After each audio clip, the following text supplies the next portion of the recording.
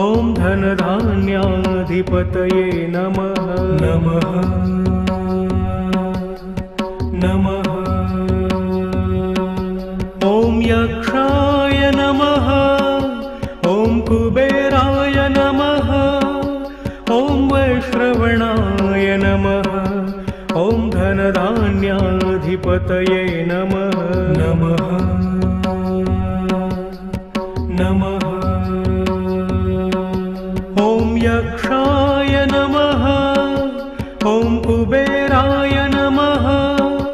ॐ वैश्रवणाय नमः। ॐ धनधान्याधिपतये नमः नमः